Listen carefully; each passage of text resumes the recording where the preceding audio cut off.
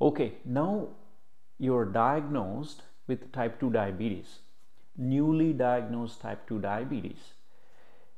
Unfortunately, either as a routine blood test or blood test for some other reason, or you had some kind of symptoms like increased thirst, losing weight, dehydration, urinating a lot, lack of energy, or what have you, your doctor tested your blood sugar and found that the blood sugar was 300 or 400 or 700 or even 1000.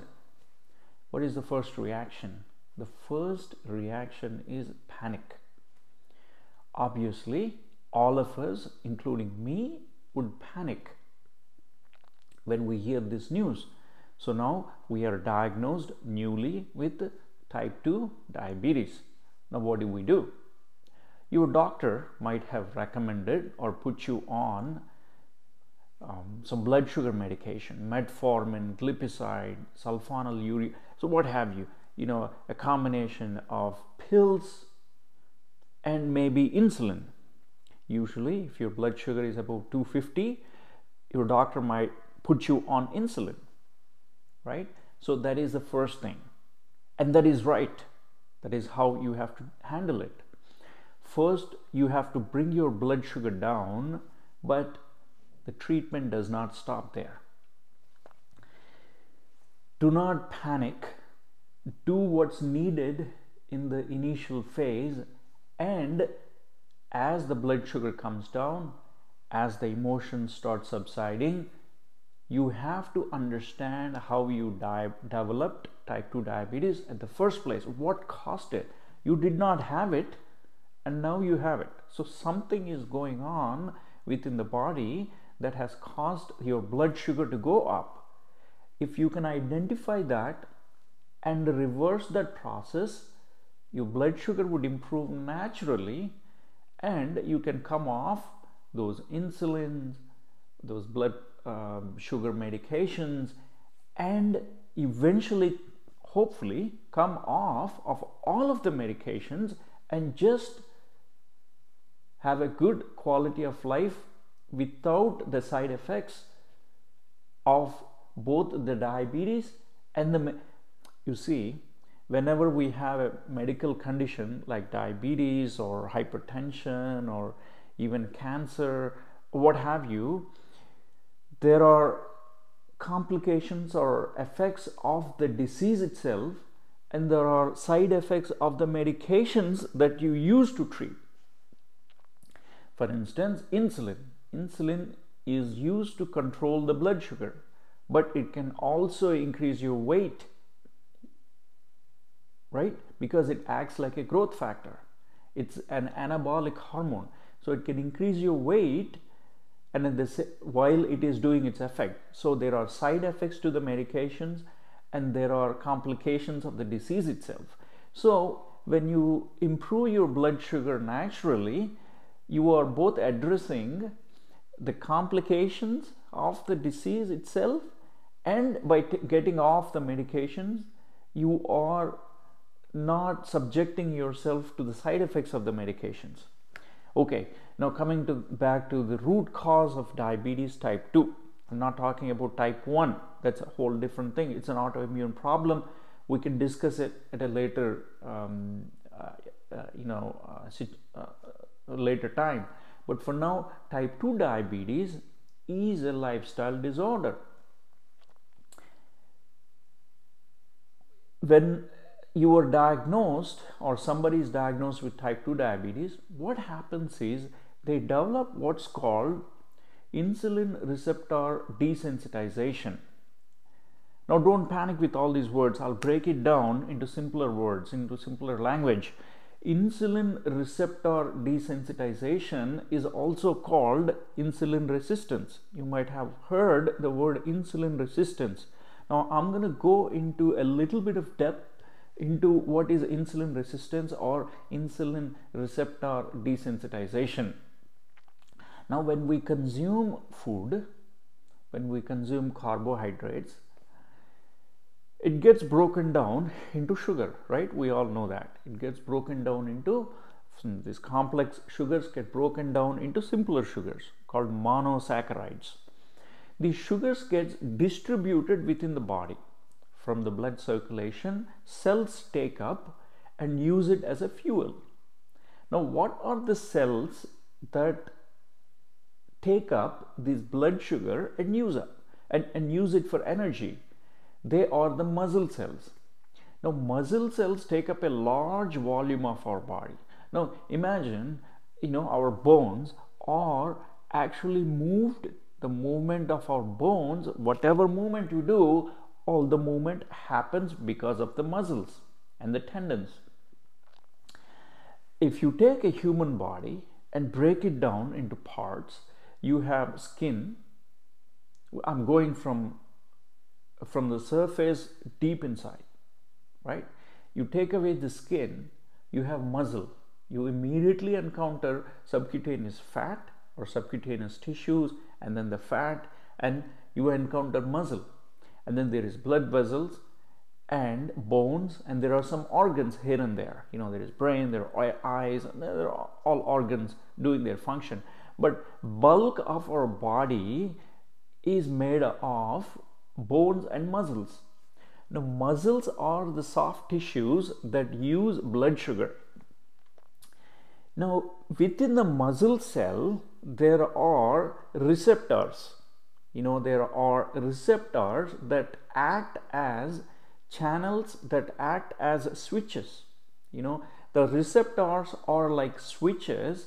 When a molecule comes and sits on the receptor of a cell, I'm specifically talking about a muscle cell, the receptor causes an effect elsewhere on the muscle cell, on the cell. So, for example, a muscle cell has a receptor for insulin. Insulin is a molecule, it's a protein, it's a molecule. It comes and sits on the muscle cell, and it causes certain parts of the muscle cell to open certain gates or channels so that the blood sugar enters into the muscle cell.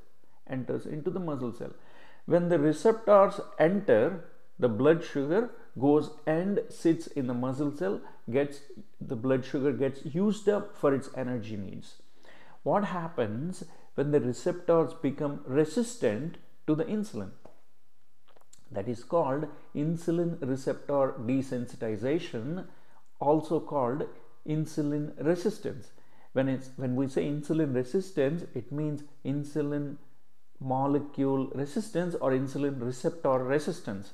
So the receptor becomes resistant, and therefore the muscle becomes resistant, muscle cell becomes resistant to the effect of insulin.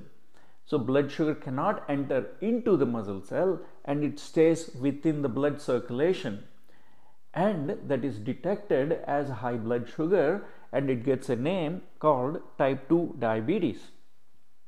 Now, what causes this insulin resistance is the crux of the problem. If we can address that, if we can fix that and reverse it, then the blood sugar freely, nicely enters into the muscle cell and used up, and there is less circulating blood sugar, and therefore your type 2 diabetes would improve, right? So now we are going a step at a time. Now, first we understood that you have type 2 diabetes. Second, we learned that it is because of insulin receptor desensitization or insulin resistance. We understood that muscle cell scavenges or takes up most of the blood sugar in the body, and if the muscle cell gets dysfunctional, it causes high circulating blood sugar, which is picked up as type 2 diabetes. Now, what happens within the muscle cell that makes it resistant to insulin? Now, if we can address this problem, then your problem is really solved. Now, let's get to it. A muscle cell all cells are fascinating, but muscle cell is also a very interesting organic tissue within our body. Now I'm switching gears a little bit and going to another type of cell that is extremely important, that controls the function of the muscle cell, called fat cell, also called adipocyte. Fat or adipocyte, right? The technical name of fat cell is adipocyte. So fat accumulates within the body. A fat is an endocrine, fat cell is an endocrine organ, or adipose tissue, fat tissue is an endocrine organ. Now what does that mean? It secretes hormones. It not only secretes hormones, it secretes inflammatory molecules. So when we have excess fat within us, especially what we call visceral fat, the fat within our belly, this excess fat becomes dysfunctional. This fat cell becomes sick fat, called the condition called adiposopathy. Like lymphadenopathy, you might have heard lymphadenopathy, right? Like that, fat cell, when it becomes sick, it's called adiposopathy. So this sick fat secretes hormones and inflammatory molecules that go into the circulation, or that gets attached, this sick fat gets attached to the muscle cell and starts locally secreting certain molecules called inflammatory markers. There are many inflammatory markers: adipokines, IL-6 or interleukin 6, or tumor necrosis factor alpha, TNF alpha, and so many. So it secretes those inflammatory markers, and these inflammatory molecules infiltrate into the muscle cell. The fat cells that is sitting or has attached to the muscle cell releases these molecules, inflammatory, these are bad molecules, these are the molecules that cause inflammation. These molecules enter into the muscle cell and disrupt the functioning of the muscle cell by causing local low-grade inflammation. This local, within the muscle cell, low-grade inflammation causes dysfunction within the muscle cell, and that dysfunction causes desensitization of the insulin receptor, or it causes, in simple language, it disrupts the function of the receptor, of the insulin receptor that is on the muscle cell. That is one mechanism. The second mechanism is these fatty acids, these tiny fat globules or molecules, they enter into the muscle cell. There are always some tiny fat globules within the muscle cells, but if they accumulate beyond a certain point, if they over accumulate, these tiny fat globules within the muscle cell, they are called intramyocellular lipids. It's just a different complex technical name for tiny fat globules within the muscle cell. Intramyocellular lipids. These tiny fatty acids or lipids within the muscle cell, they cause local inflammation within the muscle cell, and this disrupts the function of the muscle cell and causes insulin resistance. And interestingly, the muscle cell itself can release certain inflammatory molecules in response to all this. So first we have seen the sick fat or sick adipocytes gets attached to the muscle cell and cause local release of the inflammatory markers that infiltrate into the muscle cell and cause muscle cell disruption. Second, we have seen that these tiny fat globules enter into the muscle cell, and when they accumulate in excess, they can cause disruption. The third is the muscle itself can release what are called myokines or interleukin 6 and other inflammatory markers that can cause disruption. Interestingly, in a healthy muscle cell, these inflammatory markers counter the effect of the inflammatory markers of the fat cells, and so the muscle cell initially tries to protect itself from the inflammation of the sick fat, but after a point it gives up and it becomes inflamed and it cannot help itself. So initially there is some resistance, there is some protective mechanism from the muscle cell, but after a while, when there is too much of inflammation within the muscle cell, then it gives in and cannot fix itself. So this local muscle cell dysfunction causes insulin resistance, and this insulin resistance is the cause of many diseases. One of those diseases is diabetes. This insulin resistance was found to be the cause of many illnesses like atherosclerosis, dementia, certain type of cancers, even autoimmune diseases, arthritis, depression, so many problems. One of that, or one of the symptom of insulin resistant, is high blood sugar, which we call diabetes. Therefore, you see, diabetes is not a disease itself, it is a symptom of something that is happening within the muscle cell, right? So it is not only the muscle cell that disperses this blood sugar or takes the blood sugar within the circulating blood volume. Liver cells also does this, but most of the dispersal of the blood sugar, or when I say dispersal, taking up the blood sugar and using it for cellular function, it happens in the liver also, but mostly in the muscle. So if we are able to address this underlying dysfunction, then your insulin requirement or your blood sugar improves, then you may not need as much insulin or other diabetes medications. Now, recapping a little bit, now we understood what happens within when you are diagnosed with high blood sugar or diabetes. It is insulin resistance. Now we understood what causes insulin resistance. It is the local inflammation because of sick fat cells or adiposopathy. This adiposopathy causes local inflammation, which causes dysfunction, which causes insulin resistance, which causes high blood sugar and therefore diabetes. Now, let us see how we can fix it, how we can reverse this problem. The first thing when you are diagnosed with type 2 diabetes, when your blood sugar is high, is sit down with a piece of paper and start writing down your dinacharya or your lifestyle. From the moment you wake up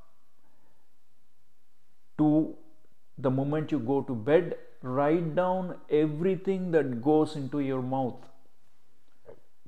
Write down everything that you eat. Now, this is the most difficult part. The easy part is taking the medications. The difficult part is to do this, what I'm saying now, to sit down and start writing down. So, because it is difficult, you may want to take the help of your friends, family members, colleagues, doctors, nutritionists, or what have you. You sit with them, you sit with somebody, some well-wisher, some friend, some partner, spouse, whoever you feel would listen to you. So start writing down everything that goes into your mouth. The key to treating diabetes lies in here, because most people with type 2 diabetes, it is because of the food they consume.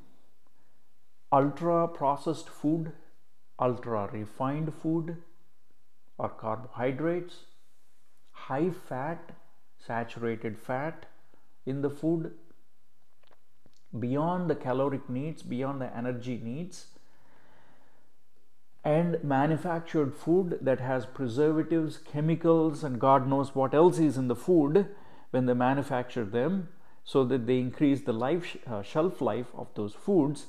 That is the major reason. There are so many other reasons. Environmental pollutions called obesogens. those chemicals that are in our plastics, that are in our day-to-day products that we use, DDTs, phthalates, so many obesogens. They have identified several obesogens that are like in perfumes, like in the chemicals that we use in deodorants, skin products. So many things that we can see. For instance, this is a plastic product made of some kind of plastic. I cannot avoid it. I cannot, I have to have this. So there are certain things that you cannot avoid. There are certain things that you can avoid. So these are obesogens, environmental toxins. They can cause diabetes. They can cause obesity, and then from that they can cause type 2 diabetes. So there are, first is your diet. Second is sedentary lifestyle. If you are sedentary, if you're not moving much, if you're not moving enough, then your muscle cell is not functioning properly, because muscle cell needs movement, right? The more you move, the more your muscle cell, the better your muscle cell functions. So sedentary lifestyle, your diet, obesogens. So these factors you have to consider. But the first thing is your diet. Start identifying what are the ultra refined products that you are consuming, foods that you are consuming, and slowly start replacing them with natural foods, whole foods, preferably plant-based. Because when you eat plant-based whole foods, mostly, and there are certain healthy meats too, but plant-based foods have a lot of antioxidants, they have a lot of fiber, they have vitamins, they have phytochemicals. All these products that are natural, your body is designed to recognize them very easily. And if you consume these ultra refined foods, your body does not know how to handle them properly, and then toxins start accumulating, fats get accumulated, that leads to one thing and another thing, and eventually type 2 diabetes. Apart from atherosclerosis and other problems, you develop diabetes. So commonly, that is why you see patients who have diabetes also have other problems like blocked heart diseases, peripheral arterial disease, hypertension, arthritis, and maybe certain autoimmune diseases, depression, early onset dementia, so you have a host of problems. So if you address this insulin resistance by switching to whole food plant-based diet with some meat, if you're a meat eater, then you are actually addressing insulin resistance. And make sure you add about 30 to 40 minutes of physical exercise.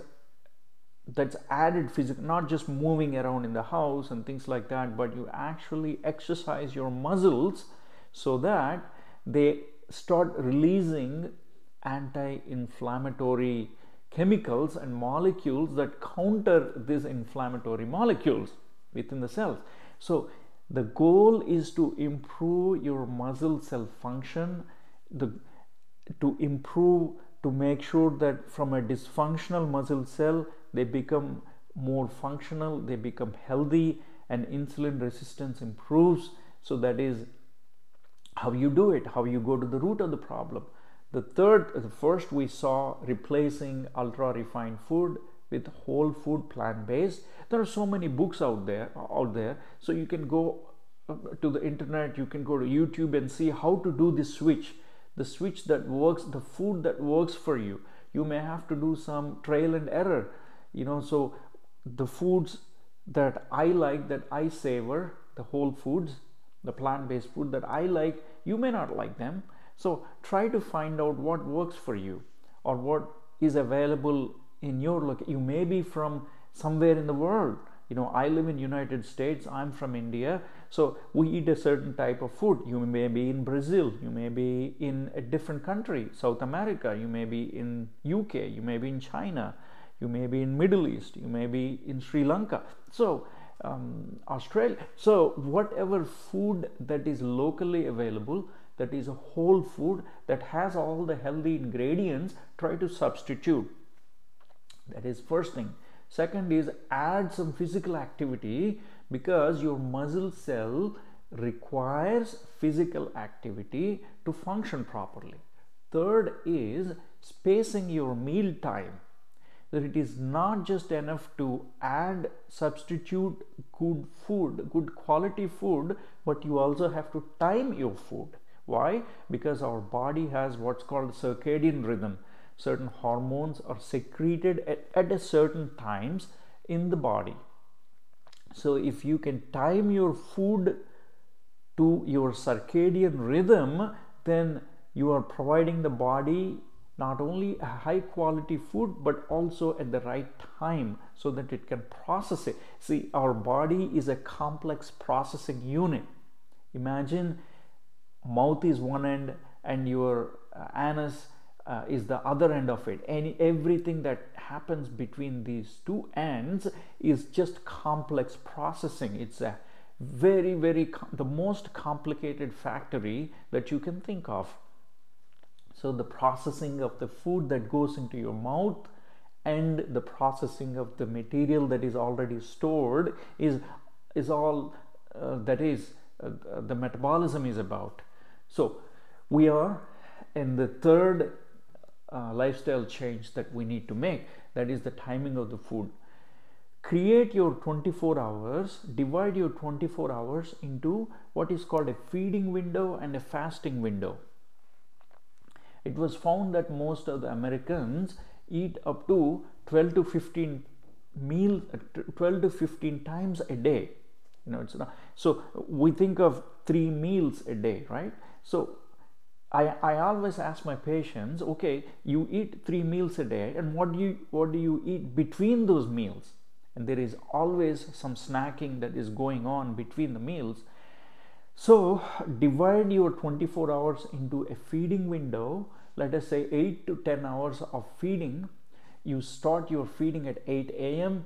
and bund or stop your feeding by the last time you feed during the day would be, let us say, 6 or 6:30. So from 8 in the morning, you break your fast at 8 in the morning and you end your feeding by 6 or 6:30 in the evening. The rest of the time from 6 p.m. to the next day 8 a.m. is your fasting window.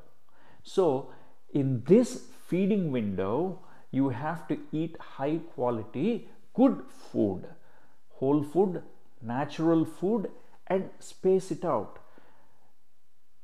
Have a healthy breakfast if you're a breakfast eater, or if you break your fast at 10 a.m. instead of 8 a.m., eat a healthy a breakfast. Breakfast doesn't have to be have to be a specific item.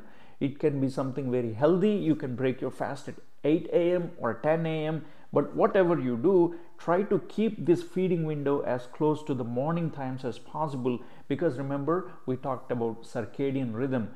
The feeding and your body's processing of the food you consume happens most effectively during the earlier part of the day, 8 to 6, 10 to 4, 10 to 6, something like that. So keep your feeding window as earlier in the day as possible. Don't keep your feeding window from 5 p.m. to 9 p.m. Studies have shown that having a feeding window from 5 or 4 p.m. to 9 p.m. is actually detrimental to the health. Although you are following intermittent fasting, which is that 14 hours or 16 hours of fasting, it still is not going to help you if you have a feeding window in the evenings. So push your feeding window to the morning and make sure you're fasting in the evening through the night and into the next morning. So 3 things you want to do. One is replace bad food that is causing raising your blood sugar, causing high fat deposition, turning your healthy fat into sick fat with healthy food. Number 2, make sure you have some aerobic activity, weight training about 30 minutes a day. Because you want to improve your muscle function, right? Your muscle health. Number 3 is incorporate feeding and fasting window, 8 hours of feeding, 14 hours of or 16 hours of fasting,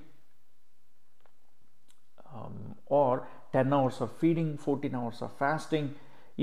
At least fast for at least 14 hours a day. The higher the better. 14 to 18 hours is what is recommended, because at 18 hours your body kicks in what's called autophagy.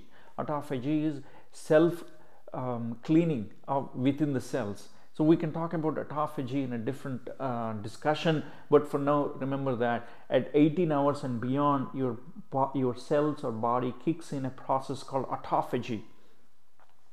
So 14 to 18 hours of fasting and the remaining feeding window.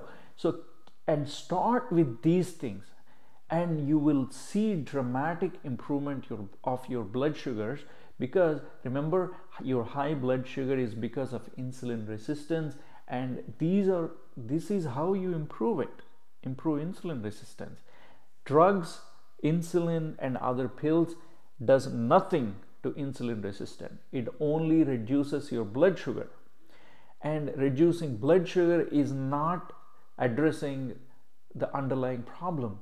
So apart from taking your medications, you incorporate these things into your lifestyle, and you will see dramatic results, and you are actually reversing the dysfunction that is happening in the body, and therefore your blood sugar improves. And see, when your blood sugar improves, you're not just improving your diabetes, you are actually improving so many other things. You're improving your blood pressure, you're improving your energy, your depression improves, your sleep quality improves. If you have depression, anxiety, insomnia, arthritis, early onset dementia, all of these improve. You're actually improving your longevity, you're improving your health span, not only your lifespan, you're improving your health span. So make sure when you are if you're diagnosed with diabetes, do not panic. Understand what goes on within your body and address it. This is how you handle diabetes. Most of your doctors, even if they know all this, they don't have time. They don't have what we call bandwidth to sit with you. They don't have time to sit with you to explain, which is why I'm giving this in the form of a video, so that if you listen to it, it reaches to more people. And make sure, if you find this helpful, share it with your friends, share it with somebody who was recently diagnosed with diabetes, so that they benefit from it. So hope you got something out of it. We'll continue these type of discussions of health education, so that the goal is to come off of a lot of medications and treat most of your problems using natural methods, using lifestyle as your medicine, using food as, there is a saying called bad food needs medicine, whereas good food is medicine. Food is medicine, we heard about it, but actually the better form of this is good food is medicine, whereas bad food needs medicine. So use medicine to treat, use food as medicine, and lifestyle as medicine to treat many of your problems. So hope you found this useful.